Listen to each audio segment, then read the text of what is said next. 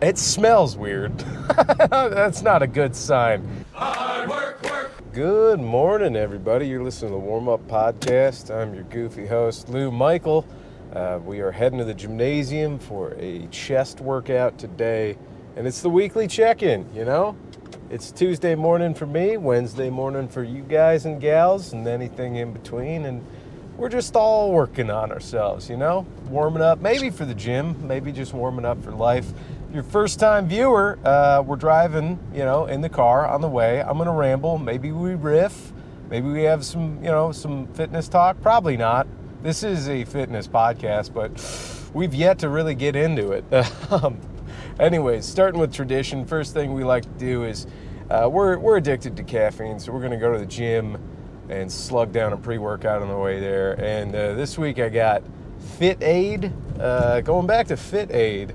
Because, there's a lot of different versions of it, and this one has 200 milligrams of caffeine. The Bang Bang, we like to call it, not to be confused with Bang Energy, which has 300 milligrams of Bang Bang, which is probably too much caffeine for 16 ounces of fluid. But anyways, 200 milligrams of, I don't know what the hell clean caffeine means.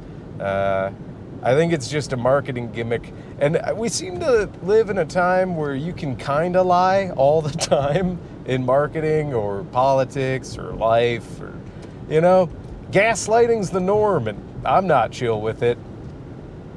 No, I'm not. It's actually, anyways, so I don't know what the hell clean caffeine means. There's a leaf by it. It's just fucking, give me that dirty caffeine. I don't give a shit, dude. It's all made in a lab. Probably not. I think we can synthesize caffeine. This is the speed of this podcast, by the way. If you've made it this far and you're like, holy shit, is that really it? Yep. I've been described by 4 different strangers within a week of my comedy, and whatever I do is unhinged. And to that I say, leave no door on. We're fucking taking all the hinges off, baby. So anyways, gang, here we go. First sip. Everybody knows the first sip. Oh, I did a sniff test, and I got to tell you, we might add that to the repertoire of the pre-workout. Sommelier-ness to my pre-workouting. Give it a swirl. It smells weird. That's not a good sign. Everything that markets itself with the natural caffeine has this just subtle, nature's anus aroma. I don't know if you guys know what I mean by nature's anus, but I feel like you do, where you get a whiff of something and you go, oh, it's not shit, but shit might come out of that.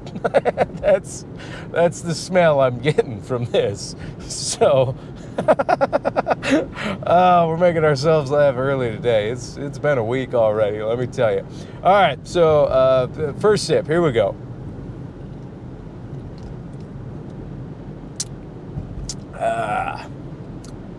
Okay, it's blackberry and pineapple. Should have let you all in on that before we went for the sip, but not bad. Actually, very good. I'm going to start rating these things a little bit harsher because, I don't know, I feel like I'm too kind to big businesses. I don't give a shit. So here's the new. All the other ratings I've given in the past, flush them. We're going to re-rate everything with a more scrutinous palate. You know me and my American palate that can only handle toxically over-flavored nonsense. But this is not bad. I'm going to give it 3 sit-ups out of 5. Would pre-workout again. Now, I know 3 is lower than a lot of other things. That's our B minus, A 3 is a B minus in the sit-up rating. Nobody cares. Anyways, 3 out of 5 sit-ups, would pre-workout again. I would actually maybe even grab this if I was tired of all the other pre-workouts I normally go to. This is not bad. And I'll tell you, don't sniff it.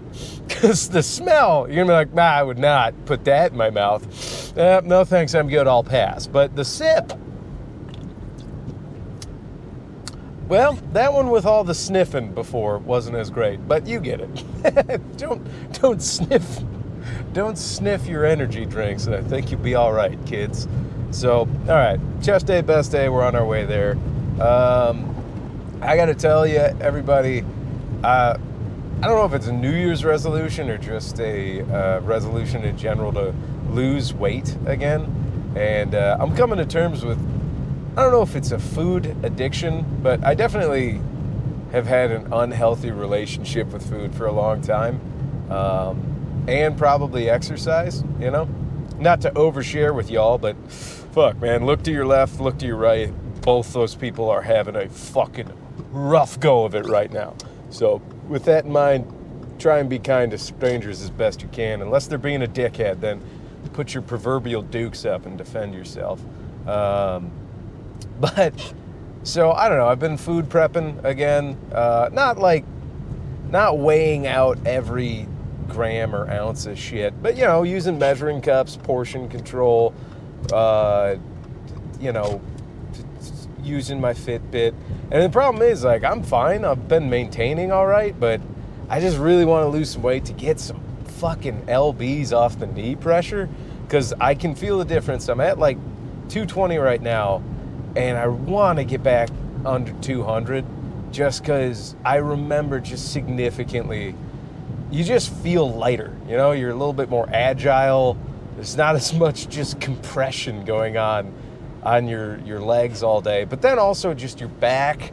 And then this hasn't been a problem for me lately, but I remember when I was really, really heavy, like near 260, you can just feel it when you lay down at night. You're like, oh, like you're crushing your internal organs under your own mass.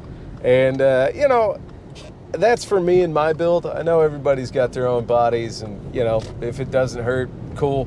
But if at homeostasis, whatever your homeostatic level is, if you kind of wake up in pain or discomfort, you know, maybe assess how you're doing and work on that, you know.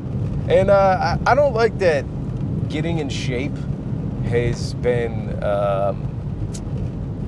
it's almost been like weaponized. You know, we live in a polarizing times right now where somehow anything can be scooped up from its hobby level or its interest level and immediately, like hungry hippos, for an ideology platform. And I'm specifically talking about in the United States right now. I don't know about the rest of the world, but it just seems like no matter what the fuck you are into, it somehow dials back to red or blue. And I'm like, get the fuck out of here, dude. I remember I wanted to buy like a Nike jacket. I think it was Nike. I don't even remember the brand.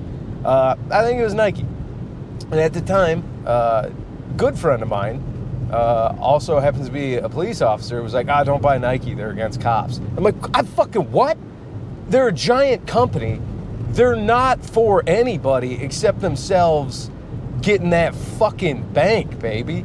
And you know what I mean? Like, don't get me wrong. I know there's good companies and good people out there, but I just kind of feel like we live in borderline dystopic times where I'm like, no Fortune 500 company gives a flying fuck about you, the consumer, other than to keep you alive long enough to get your fucking money, dude.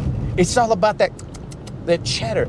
And right around now, there might be some people that are like, whoa, is Lou a fucking communist? Not a goddamn chance, dude. Fuck that nonsense. I'm a bull moose, Teddy Roosevelt, monopoly busting, red-blooded American man. And, you know, as a red-blooded American man, I get hot under the brow when people are being unjustified, which, that's not a word. We just made up a word. Hey, somebody call up Webster. Hello? Lou made a new one. Yeah, what's that? Unjustified. Might actually be a word. That's how dumb I am. I might have just thought I made up an existable word. Ha! Two. We've made two. It's existable.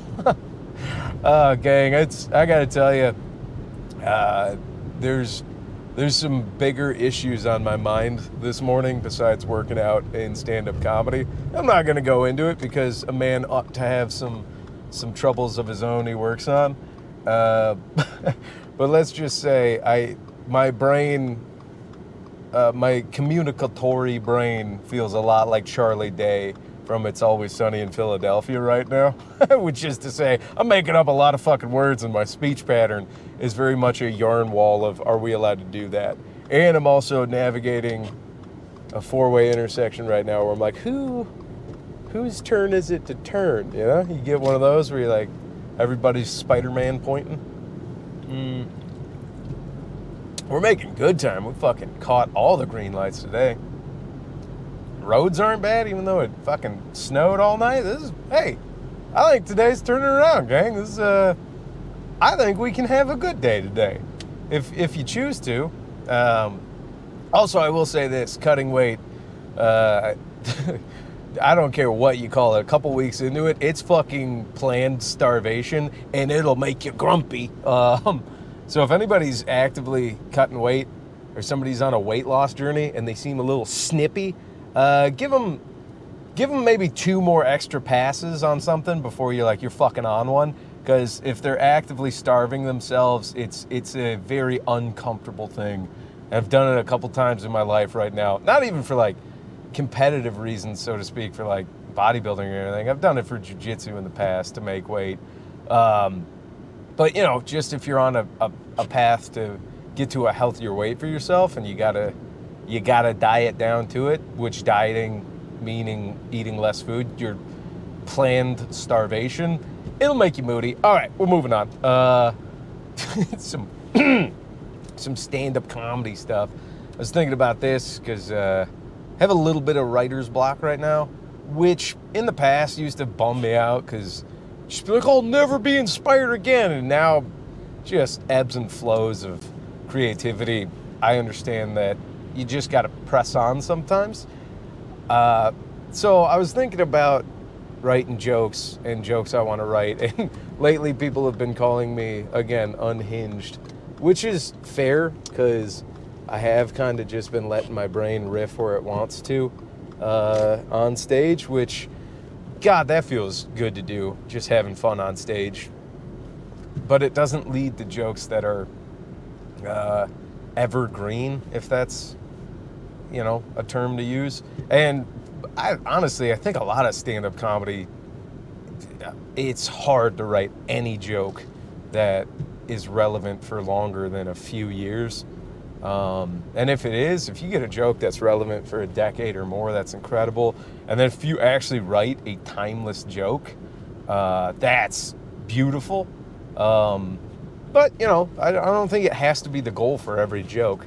But I was specifically thinking about making fun of other people or targeting other groups and, doing stereotype jokes and mocking and all that.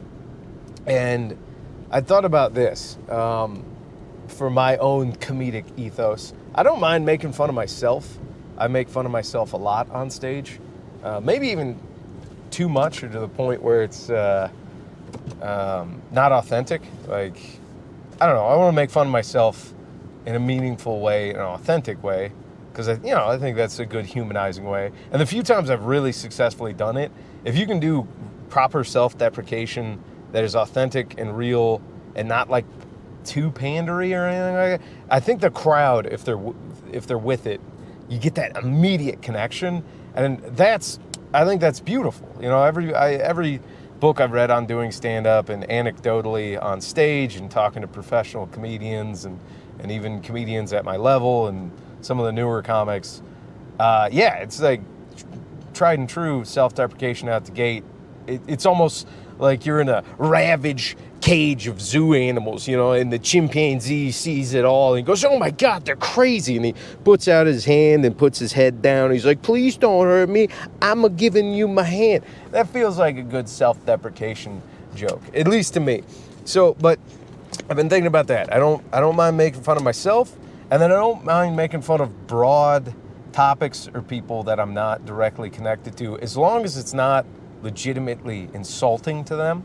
And again, if somebody's offended by it, well, that's them. They can be offended. But as long as you're not legitimately being, insulting or demeaning or harmful or hurtful, I think the joke's okay. If somebody's offended, like, okay, that'll happen. Go fuck yourself. Or don't. I'm sorry that you were offended, but I wasn't trying to hurt you. But there's this weird, like, uncanny valley of joking on people that I'm trying to get through, and it's like people I actually know and it's like not my story to tell. And that's something that I'm like, it feels like I could mine that, you know? But it's like, I never want to do a bit about somebody I love or know and them not like it, you know? Making them the butt of the joke. And it doesn't mean that it can't be funny or hilarious. I'm sure there's infinite examples of hilarious bits like that. It's just something I'm trying to work through. But I like it because it's a creative endeavor. It's a challenging writing exercise to get through part of this writer's block. You know, writing about myself, totally fine. Writing about, you know, strangers, also pretty easy, pretty fine, as long as you're not, again, insulting, harmful, or hurtful. Honestly, you can be insulting as long as it's funny. Just don't be harmful or hurtful. Those are like my two things I always try to keep in mind. There's a friend of mine in New York who writes, and she's always like, hey, you can make a joke about anybody, but just make sure if the joke's about them that they laugh or be in on it. And I'm like, that's a brilliant take, you know. So shout out to Elena for that writing, I don't know, idea, or I don't know. You get what I'm saying. Anyways, gang, we're rambling. That's all I got to say about stand-up this week. Fit Aid, oh yeah. Oh, the gymnasium, oh yeah. You wanna get a jacked chest like a silverback gorilla like me? You slope your neck. Your shoulders are not proportional to your chest or back. You just walk around like you eat vegetation all day. And or targets of opportunity of meat because you're an omnivore. You want to look like that, then you're going to want to do flat barbell bench press. Can't beat it. Love it. And then maybe some traditional flies with dumbbells. I don't know why that went out of style. Everybody's like, that's how you tear your rotator cuffs up. I'm like, what? You're doing too much weight then. Just do a weight that is comfortable for dumbbell flies and you'll be all right. It's a great exercise. Is it optimal? I don't know. I'm not trying to start a fight with Athlete X. But all right, okay, we done it. We talked about fitness. Boom, we knocked it out. I just don't want to leave my car. It's so cozy and warm, and it's 33 degrees out, so it's wet cold out there. I don't want to leave yet, guys, but I have to. We're warmed up. We got to go work out. Warm-up song this week on the warm-up playlist that you can find on Spotify under my name, which is the same as this YouTube channel. But shout out to an old buddy from high school we called Creesh. I don't know if he definitely doesn't watch, but I don't know, I was thinking about him, and a song that always brought a smile to me and also kind of rips, that was one of his favorites from high school, is Chop Suey by System of a Down. And God, I saw it used in a meme last week. It made me think of him. I started listening to it again. I'm like, that song does kind of rip. So Chop Suey, everybody, System of a Down, warm-up song. That is the podcast this week. I hope you're warmed up for the gymnasium. If not, I hope you're warmed up for life or whatever you're going to do. And I'm rooting for you, all right? You got this. All right, bye, everybody.